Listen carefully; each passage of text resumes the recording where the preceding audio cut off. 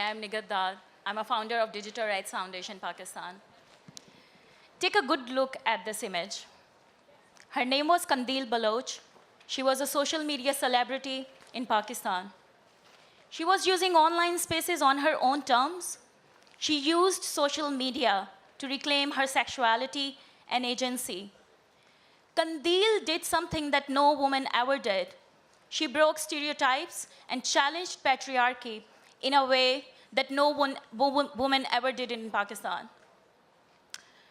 Kandil was honored killed in 2016 by her own brother of what she was doing online. For young women and girls, internet provides a space of opportunities where they can share skills, gain knowledge, exercise their right to free speech. We know and believe that online violence is a global issue. But what makes it different in our context is a socio-religious and deep patriarchal culture.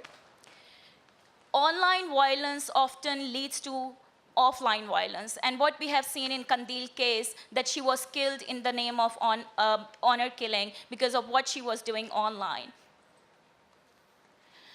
So we decided to take matter into our own hands.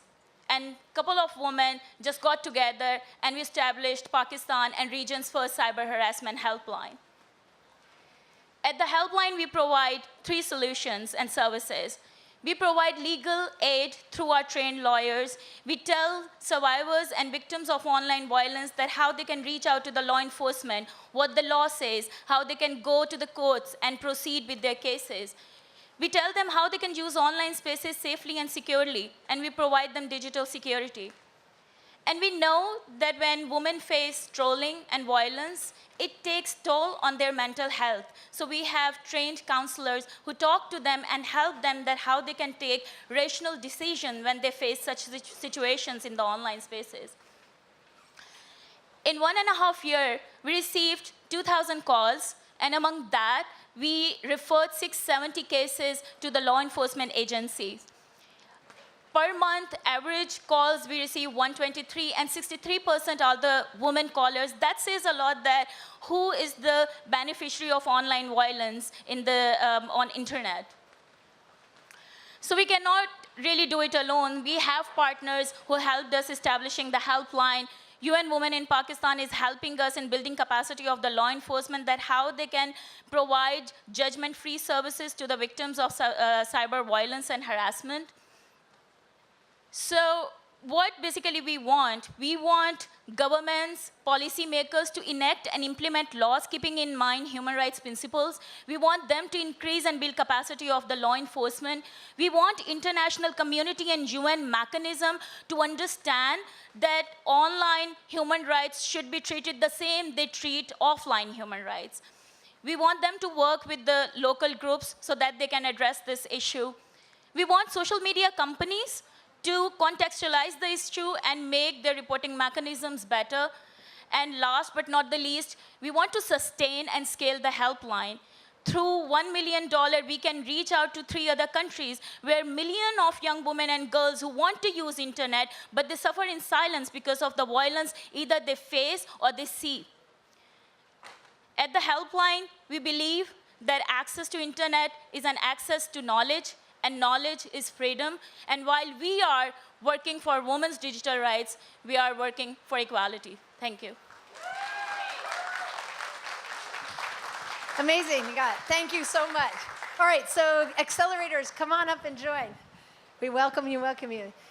This is a universal challenge, and we really thank you for stepping up to begin. Okay, so tell us what you're thinking. Hi, welcome. My name is Amanda Gutterman, and I'm Chief Marketing Officer at Consensus, which is one of the leading Thank you blockchain for supporting companies. us. Yes, we're so happy to be here. I think your project is absolutely amazing, and I'd love to just talk about what the blockchain and what some of the transformative technologies being built now can do to help women online. First of all, I think with blockchain, you can really have an enhanced reputation. And so anywhere that a person goes online, that reputation follows them. And their community can attest to how they're behaving online, whether they're behaving well, whether they're bullying people, whether they're causing problems. And that reputation will follow them around.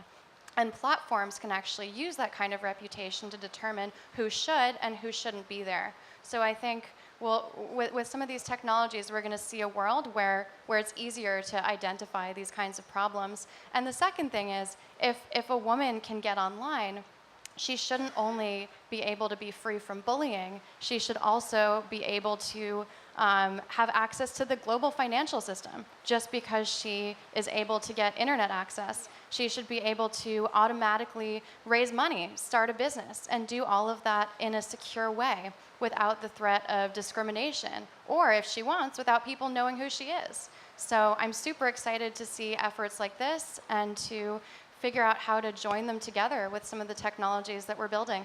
I really love what you're saying, because a lot of times, we talk about smart cities and that, but sometimes we don't talk about wise communities.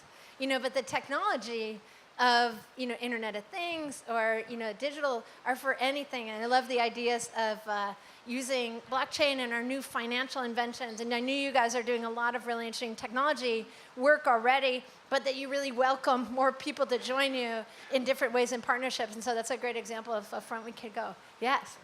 Thank you. My name is Shankari. I'm the Director of Strategy and Partnerships at Unreasonable Group.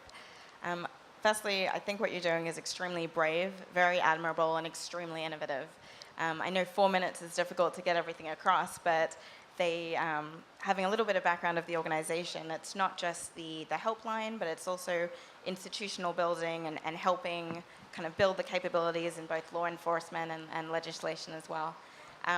What I would offer in terms of some thinking is, how do you scale in a non-linear way? So a helpline is a very sort of one-to-one, having the human interaction to help these people in need. I think if you look into corporate partners such as technology companies, telecommunications agencies, who can really help with how do you scale in a non-linear fashion through different bot platforms, through using things like, robotic automation and different ways to really try and triage the responses. So you're getting more callers in, helping more people, and really triaging what's most critical. And you talked about the different partners, like there's legal work that people need help on and legal advice. There's actual cyber tech advice they need right away. And they need, of course, counseling, these 3 areas. As well as the back office, which is changing laws, helping train the police. Like, there's so many pieces of the ecosystem, so I think it's a very interesting idea. Yeah, I think at this point in time, what we need is network of lawyers across Pakistan.